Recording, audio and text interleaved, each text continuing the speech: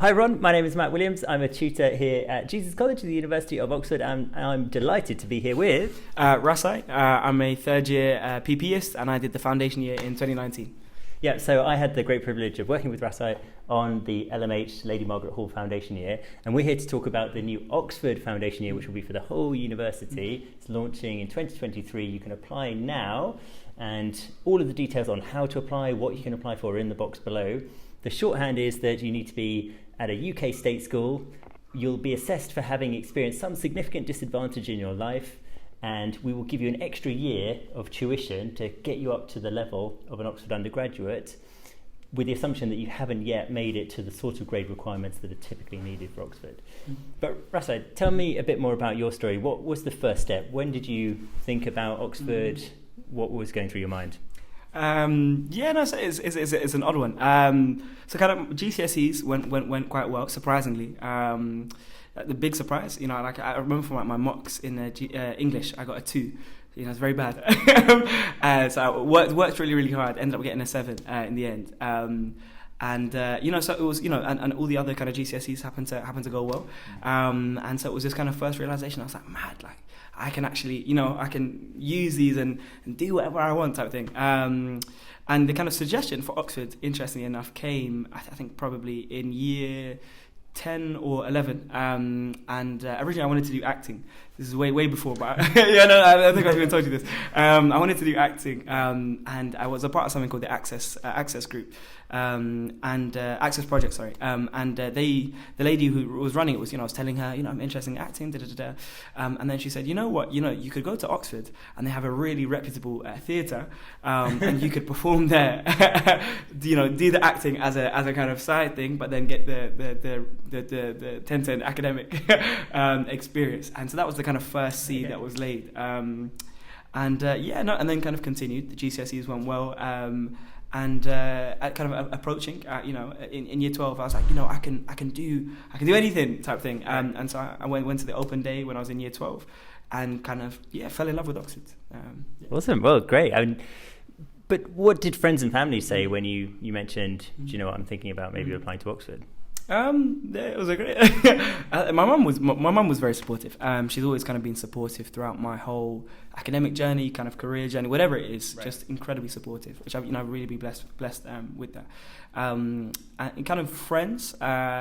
I think people were quite surprised. I was never known as academic or intelligent by, I'll say, my peers, by my school, my teachers. Many people were surprised I was here. I am here, sorry. And there was a lot of questions like, oh wow, like when did when did this come about? But supportive as well. I think especially like the sacrifices that have to be made. The entrance exam and all these types of things that you have to revise for, study for, and it's all earlier than everyone else is applying. And so when I would say, actually I can't go out, I'm practicing the TSA, it's just really it doesn't sound cool, there's a party going on and I'm in my room doing the TSA, but they were really supportive there, and they were understanding of that, but also surprised that I was trying to go to Oxford.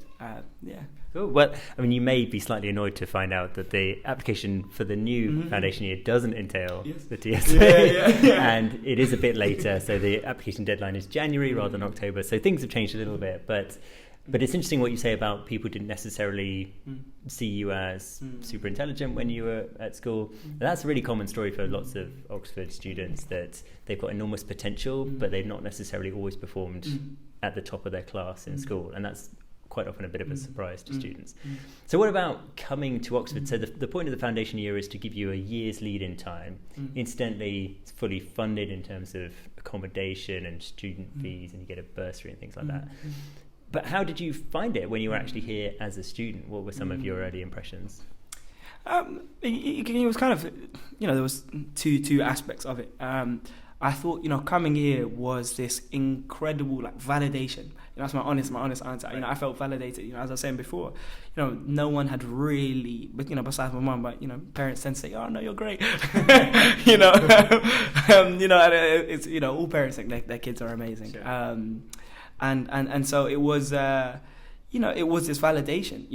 People back home. I had a church back home, and a lot of the people there, came from wealth. I didn't, and there was a sizable group of us that didn't. And there was, we would speak about different things, but it was this immediate reaction when I said, "Oh, yeah, I've got an offer at Oxford." Right. There was this kind of like, wow, like. All of a sudden, oh, Rasai, what do you think about this? And it was this tangible change that was really addictive. This feeling of like, wow, someone cares what I think. I say Oxford and someone, sits up. And that's a really unique feeling for me. Again, this extreme juxtaposition. Before, no one really telling me these things, no one giving me that, the time of day.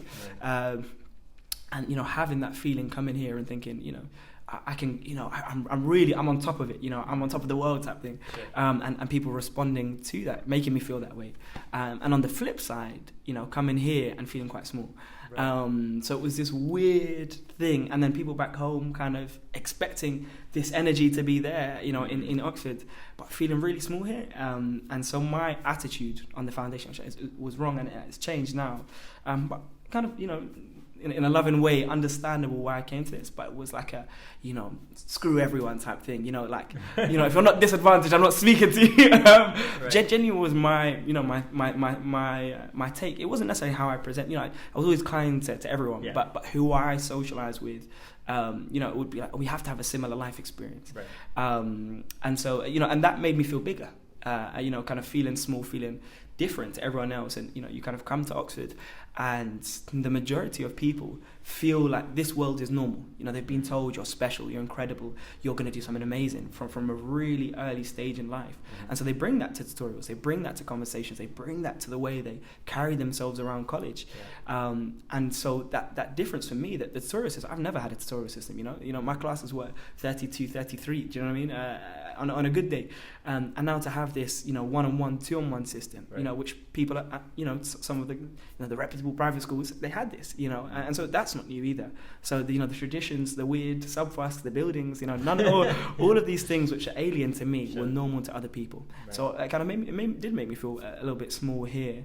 But it was, this thing of, finding that circle made me feel empowered, and then allowed me to grow out of that mind state, later down the line, realizing actually, you know what, we can have different lived experiences, but we can still find connections as two human beings.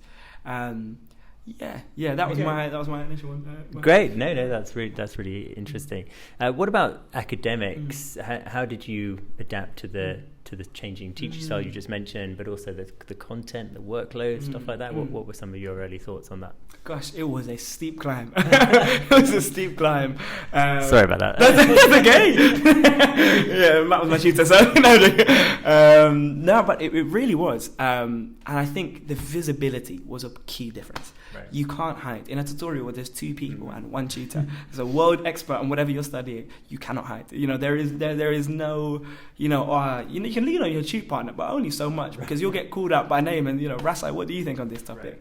Right. And so you have to be prepared. You have to be on your game, and you have to present yourself in a certain type of way that I hadn't before. I could kind of chill back at the back of the class and, skip over this or whatever, and I think that, the really big difference there was also like, I felt bad for not keeping up with work.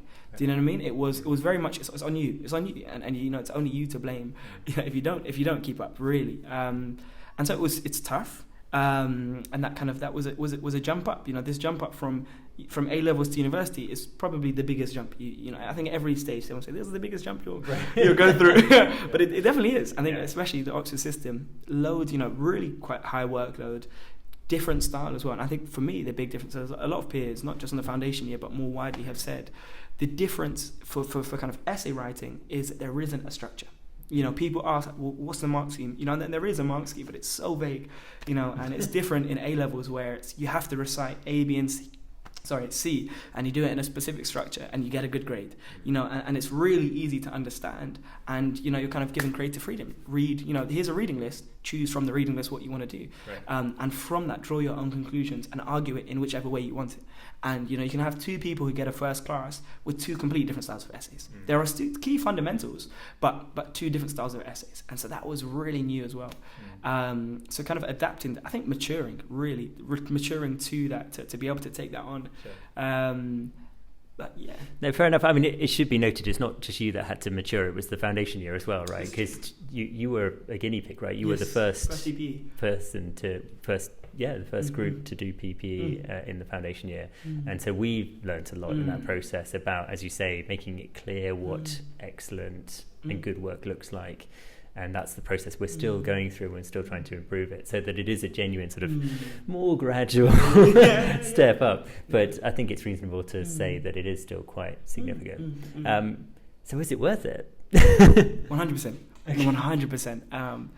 And I think every time I in those moments of struggle, I think, is it why am I here? And I think it's important to always remember that as well. Yeah. Why are you here? And it's, for me, it was because I believed Oxford is the best place for my subject, and it is kind of by most metrics, it is the best place for what I'm interested in. Right.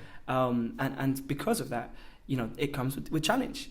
Going for that best means that you're going to figure out, find difficulty. But there are so many rewards from being here. And genuinely, I'm so happy I've come. And then, I might seem kind of, it's perhaps daunting, the realities and the difficulties of coming here and how different it is. That I'm so grateful for it. And I think as well that difference has meant, in a personal sense, not even just in an academic sense, mean that I've been able to grow more, understand people's different life experiences, completely different to mine, coming from wealth or just, an international basis, and learning from someone from, Hong Kong, what's your lived experiences like, learning from them. And I think the Oxford environment means that you grow so much, and I think in life, if our goal is to grow as an individual, kind of professionally and also personally, those kind of the environments like this are the best place to do that.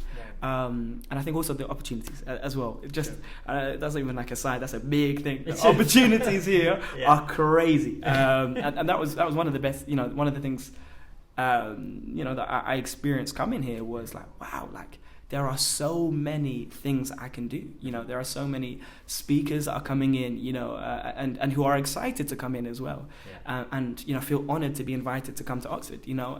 Theresa May was here. I think it was just one random example, but she came to something about it. She did. I don't know. No, but it's an ex-prime minister to come to the university to give a speech.